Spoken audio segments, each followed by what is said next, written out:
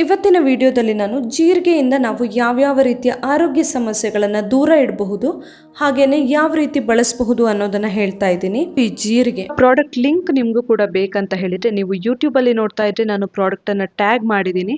ಹಾಗೇನೆ ಫೇಸ್ಬುಕ್ ಅಲ್ಲಿ ನೀವು ಕಮೆಂಟ್ ಸೆಕ್ಷನ್ ಅಲ್ಲಿ ನೋಡಬಹುದು. ಇನ್ಸ್ಟಾಗ್ರಾಮ್ ಅಲ್ಲಿ ನಿಮಗೆ ಈ ಪ್ರಾಡಕ್ಟ್ ಲಿಂಕ್ ಬೇಕಂತ ಅಂದ್ರೆ ಲಿಂಕ್ ಅಂತ ನನಗೆ ಕಮೆಂಟ್ ಮಾಡಿ ನಾನು ಶೇರ್ ಮಾಡ್ತೀನಿ. ನಾರ್ಮಲಿ ಎಲ್ರಿಗೂ ಗೊತ್ತಿರೋ ಹಾಗೆ ಜೀರ್ಣಕ್ಕೆ ಒಂದು ಬೆಸ್ಟ್ ಮನೆಮದ್ದು ಈ ಜೀರಿಗೆ.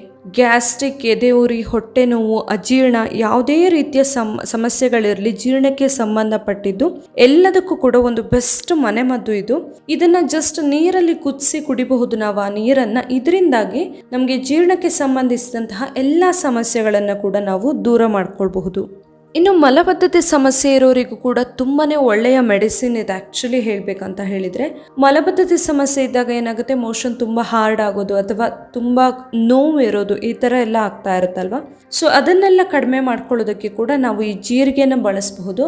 ಹಾಗೇನೆ ತಿಂದು ನುಂಗಬಹುದು ಅಥವಾ ಜಸ್ಟ್ ಜೀರಿಗೆ ನೀರು ಅಥವಾ ಜೀರಿಗೆ ಕಷಾಯವನ್ನ ಮಾಡಿ ಕೂಡ ನಾವು ಕುಡಿಬಹುದು. ಇನ್ನು ಶೀತ ಕೆಮ್ಮು ಎಲ್ಲ ಇದ್ದಾಗ ಕೂಡ ಒಂದು ಬೆಸ್ಟ್ ಮೆಡಿಸಿನ್ನು ಈ ಜೀರಿಗೆ. ಜೀರಿಗೆ ಜೊತೆಯಲ್ಲಿ ನಾವು ಸ್ವಲ್ಪ ಶುಂಠಿನ ಹಾಕಿ ಅದರಿಂದ ಕಷಾಯ ಮಾಡಿಕೊಂಡು ಕೂಡ ಕುಡಿಬಹುದು. ಇದರಿಂದಾಗಿ ಶೀತ ಕೆಮ್ಮು ಎಲ್ಲವೂ ಕೂಡ ಬೇಗನೆ ಕಂಟ್ರೋಲ್ಗೆ ಬರುತ್ತೆ. ಇನ್ನೊಂದು ಹೇಳಲೇಬೇಕು ಇದರ ಬೆನಿಫಿಟ್ ಅಂತ ಹೇಳಿದರೆ ಗರ್ಭಿಣಿ ಸ್ತ್ರೀಯರಿಗೆ, ಪ್ರೆಗ್ನೆಂಟ್ ಲೇಡೀಸ್ಗೆ ತುಂಬಾನೇ ಒಳ್ಳೆಯದು. ಪ್ರೆಗ್ನೆಂಟ್ ಇರುವಾಗ ಏನಾಗುತ್ತೆ, ತುಂಬ ಜನರಿಗೆ ಗ್ಯಾಸ್ಟ್ರಿಕ್ ಪ್ರಾಬ್ಲಮ್ ಎಲ್ಲ ತುಂಬಾನೇ ಇರುತ್ತೆ. ಹಾಗೆಯೇ ಕಾನ್ಸ್ಟಿಪೇಷನ್ ಸ್ಟಾರ್ಟ್ ಆಗುತ್ತೆ. ಅದೇ ರೀತಿಯಲ್ಲಿ ವಾಂತಿ, ವಾಕರಿಕೆ ಎಲ್ಲ ಸಮಸ್ಯೆಗಳು ಇರುತ್ತೆ ಅಲ್ವಾ. ಸೊ ಇದೆಲ್ಲದಕ್ಕೂ ಕೂಡ ನಾವೊಂದು ಜೀರಿಗೆನ ಬೆಸ್ಟ್ ಮನೆಮದ್ದು ಅಂತ ಹೇಳಬಹುದು.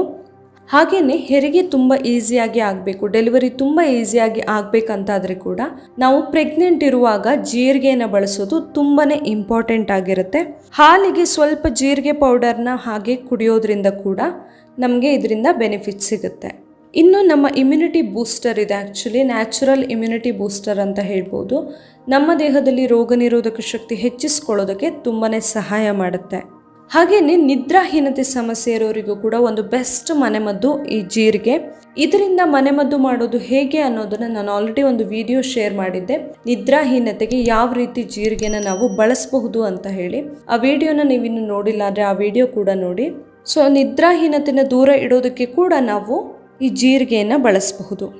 ನೋಡಿದ್ರಲ್ಲ, ನಾರ್ಮಲ್ ಆಗಿ ನಾವು ಅಡುಗೆಗೆ ಬಳಸುವಂತಹ ಜೀರಿಗೆ ನಮಗೆ ಯಾವ್ಯಾವ ಆರೋಗ್ಯ ಸಮಸ್ಯೆಗಳನ್ನು ದೂರ ಇಡೋದಕ್ಕೆ ಯಾವ್ಯಾವ ರೀತಿಯಲ್ಲಿ ಹೆಲ್ಪ್ ಆಗುತ್ತೆ ಅಂತ ಹೇಳಿ. ಇವತ್ತಿನ ಈ ವಿಡಿಯೋ ನಿಮಗೆ ಇಷ್ಟ ಆಗಿದ್ರೆ ಮನೆಮದ್ದು ಚಾನಲ್ನ ಸಬ್ಸ್ಕ್ರೈಬ್ ಮಾಡಿ, ಹಾಗೆ ವಿಡಿಯೋನ ಲೈಕ್ ಮಾಡಿ, ಹಾಗೆ ಶೇರ್ ಮಾಡಿ. Thank you.